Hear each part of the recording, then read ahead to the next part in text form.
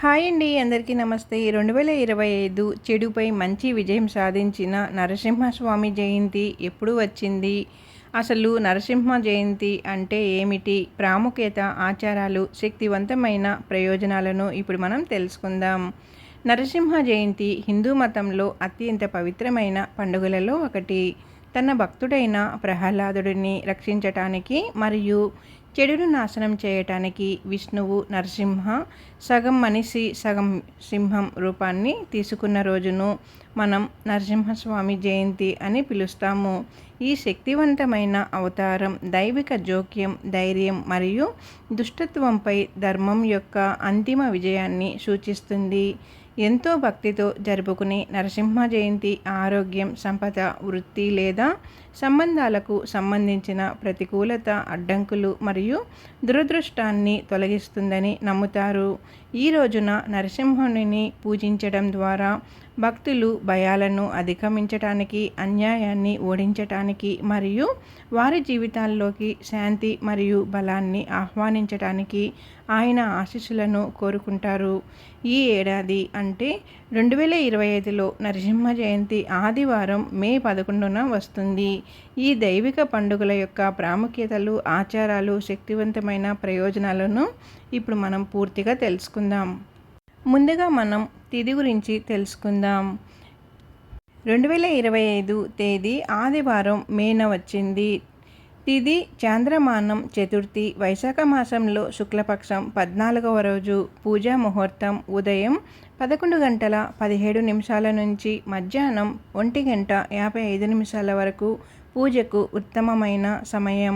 ఈ కాలంలో భక్తులు ఉపవాసం ఉండి ప్రత్యేకమైన పూజలు చేసి నరసింహస్వామిని ఆశీస్సులు పొందటానికి మంత్రాలు జపిస్తారు. అలాగే ఇప్పుడు మనం నరసింహ జయంతి పురాణం, దైవిక న్యాయం యొక్క కథను క్లుప్తంగా తెలుసుకుందాం. చాలా కాలం క్రితం హిరణ్యకశిపుడు అనే రాక్షసరాజు భయంకరంగా పరిపాలించేవాడట. తన సోదరుడు హిరణ్యాక్షుడు విష్ణువు వరహ అవతారంతో చంపబడిన తరువాత హిరణ్యకశిపుడి ప్రతీకారం తీర్చుకుంటానని ప్రతిజ్ఞ చేశాడు. తీవ్రమైన తపస్సు ద్వారా అతను బ్రహ్మ నుండి శక్తివంతమైన వరం పొందాడు. అతన్ని దాదాపు అజేయుడుగా మార్చాడు. ఎదురుదెబ్బ తగిలిన వరం. హిరణ్యకశిపుని చంపలేనని అతని వరం ఇలా పేర్కొన్నాడు: మానవుడు లేదా జంతువు పగలు లేదా రాత్రి సమయంలో లోపల లేదా బయట ఏ ఆయుధం ద్వారానైనా ఈ రక్షణతో ఆయుధాలు ధరించి అతను తనను తాను దేవుడిగా ప్రకటించుకొని విశ్వాన్ని భయభ్రాంతులకు గురిచేశాడు. కానీ అతని కుమారుడు ప్రహ్లాదుడు విష్ణువు యొక్క అంకిత భావంతో ఉన్న అనుచరుడిగా మిగిలిపోయాడు. బెదిరింపులు మరియు హింసలు ఉన్నప్పటికీ ప్రహ్లాదుడు విశ్వాసం ఎప్పుడూ సడలేదు. దైవిక జోక్యం. ఎంతో కోపంతో ఉన్న హిరణ్యకశిపుడు తన సోదరి హోలికను అగ్నికి నిరోధకత కలిగిన ప్రహ్లాదుడిని సజీవ దహనం చేయమని ఆదేశించాడట. కానీ విష్ణువు యొక్క దైవిక దయ ప్రహ్లాదుడిని రక్షించింది.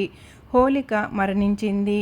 హోలీకి ముందు హోలిక దహనంగా జరుపుకునే కథ ఇది. చివరిగా హిరణ్యకశిపుడిని ప్రహ్లాదును ఇలా సవాలు చేశాడట: మీ దేవుడు అంతటా ఉంటే అతను ఈ శబ్దంలో ఉన్నాడా? అతను ఒక స్తంభాన్ని ఢీకొట్టగానే నరసింహుడు ఉద్భవించాడు. అతను పూర్తిగా మనిషి లేదా మృగం కాదు. సంధ్యా సమయంలో, పగలు లేదా రాత్రి కాదు. ప్రవేశ ద్వారం మీద లోపల లేదా వెలుపల కాదు. మరియు తన గోళ్లతో ఆయుధం లేకుండా రాక్షసుడిని చంపాడట. ఈ నాటక విజయం ఏ దుష్టశక్తి కూడా దైవిక న్యాయం నుండి తప్పించుకోలేదని సూచిస్తుంది కదండి.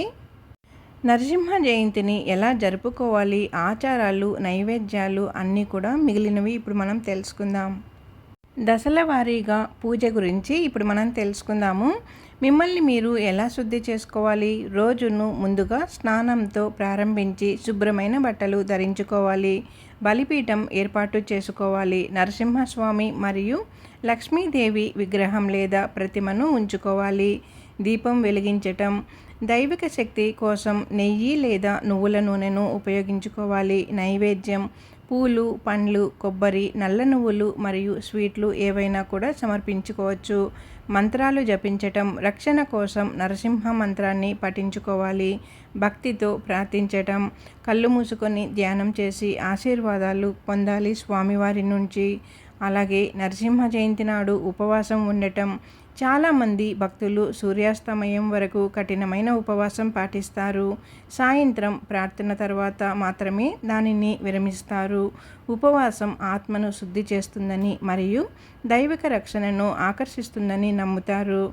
నరసింహ జయంతి పూజా మంత్రం. మార్గంలో అడ్డంకులను తొలగించే నరసింహస్వామి మంత్రం శ్రీ నరసింహ మంత్రం.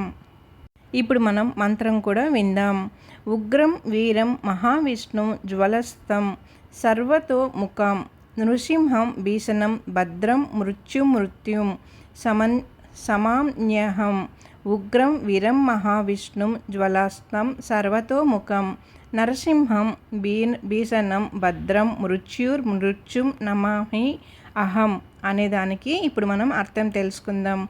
అత్యంత క్రూరుడు, ధైర్యవంతుడు మహావిష్ణువు యొక్క ఉద్భవం తేజస్సుతో నిండినవాడు, భయంకరమైన వారి మరియు సుభద్రుడు, మృత్యునాశనకు అయిన నరసింహ భగవానుడు. మనం ఆయనకు నమస్కరిస్తున్నాము. ఆయన మనలను ఆశీర్వదించుగాక అనేది అర్థమండి. ముందు మనం చదువుకుంది సంస్కృతం అన్నమాట. ఇప్పుడు చెప్పింది దానికి వచ్చిన అర్థం అన్నమాట అండి. ఇప్పుడు మనం నరసింహస్వామిని పూజించటం వల్ల కలిగే శక్తివంతమైన ప్రయోజనాల గురించి కూడా కొద్దిగా తెలుసుకుందాం. భయం, ప్రతికూలతను నాశనం చేస్తుంది. చెడు కళ్ళు, చేతబడి మరియు దురదృష్టం నుండి కవచాలు. శత్రువులపై విజయం. చట్టపరమైన పోరాటాలను గెలవటానికి మరియు అడ్డంకులను అధిగమించడానికి సహాయపడుతుంది. ఆర్థిక స్థిరత్వం. అప్పులను తొలగించి శ్రేయస్సును ఆకర్షిస్తుంది. ఆరోగ్యం ఇంకా బలం. వ్యాధుల నుండి రక్షిస్తుంది మరియు ధైర్యాన్ని పెంచుతుంది. ఆధ్యాత్మిక వృద్ధి. దైవిక న్యాయం పట్ల విశ్వాసం మరియు భక్తిని పెంచుతుంది. నరసింహస్వామి ఆశీస్సుల కోసం రుద్రాక్షలు. నరసింహస్వామి మంత్రాలను జపించేటప్పుడు భక్తులు తరచుగా రుద్రాక్ష పూసలను ఉపయోగిస్తారు. వాటిలో అత్యంత శక్తివంతమైనవి ఉన్నాయని నమ్ముతారు. ముఖీ రుద్రాక్ష భయాన్ని మరియు దుష్ట ప్రభావాలను తొలగించే నరసింహుడిని సూచిస్తుంది. అత్యున్నత రూపం అంతిమ దైవిక రక్షణకు సూచిస్తుంది. ఈ పూసలు శక్తిని సమతుల్యం చేస్తాయని, ధైర్యాన్ని ఆకర్షిస్తాయని మరియు శ్రేయస్సును తెస్తాయని నమ్ముతారు. నరసింహ జయంతి కేవలం ఒక పండుగ కాదు. చీకటి ఎంత బలంగా కనిపించినా మంచి ఎల్లప్పుడూ చెడుపై విజయం సాధిస్తుందని ఇది గుర్తు చేస్తూ ఉంటుంది. నరసింహుని పూజించటం ద్వారా మనం ఆయన భయంకరమైన రక్షణను మన జీవితాల్లోకి ఆహ్వానిస్తాము. నిర్భయ, న్యాయం మరియు దైవిక కృపకు నిర్ధారిస్తాము. 2025 మనం మే 11న జరుపుకుంటున్నప్పుడు స్వచ్ఛమైన హృదయాలతో ప్రార్థిస్తూ, ఆయన శక్తివంతమైన మంత్రాలను జపిస్తూ, దైవిక శక్తి మన వైపు ఉన్నప్పుడు ఏ అడ్డంకి ఉండదు. అలాగే దైవిక శక్తి మన వైపు ఉన్నప్పుడు ఏ అడ్డంకి కూడా గొప్పది కాదని తెలుసుకుందాం. నరసింహస్వామి మీకు బలం, శ్రేయస్సు మరియు మీ కుటుంబాలకి అంచెలంచెలుగా ధైర్యాన్ని ఇవ్వాలని చెప్పి అందరికీ కూడా ప్రార్థిస్తున్నానండి. స్వామివారిని మనస్ఫూర్తిగా ప్రార్థిస్తున్నాను. మీరు మీ కుటుంబంలో అందరూ కూడా మంచిగా ఉండాలి. ఆ స్వామివారి ఆశీర్వాదాలు అందరికీ కూడా దక్కాలండి, నాతో సహా, మా కుటుంబంతో సహా. ఇదండి నరసింహస్వామి జయంతి. ఉపవాసం ఎలా ఉండాలి, ప్రత్యేకతలు, కథ, ప్రాముఖ్యత, అన్ని విషయాలు కూడా ఇప్పుడు మనం పూర్తిగా తెలుసుకున్నాం కదా. ఈ వీడియో కానీ మీకు నచ్చినట్లయితే ఛానల్ సబ్స్క్రైబ్ చేసుకోండి, లైక్ ఇవ్వండి. అలాగే కొత్తగా చూసేవారుంటే కానీ ముందుగా ఛానల్ సబ్స్క్రైబ్ చేసుకొని ఛానల్లోకి వెళ్ళి వీడియోస్ అన్నీ చూడండి. ఎలా ఉన్నాయి ఏంటి అనేది కామెంట్ చేయండి. ఓం శ్రీ నరసింహాయ నమః. ఓం శ్రీ నరసింహాయ నమః. ఓం శ్రీ నరసింహాయ నమః.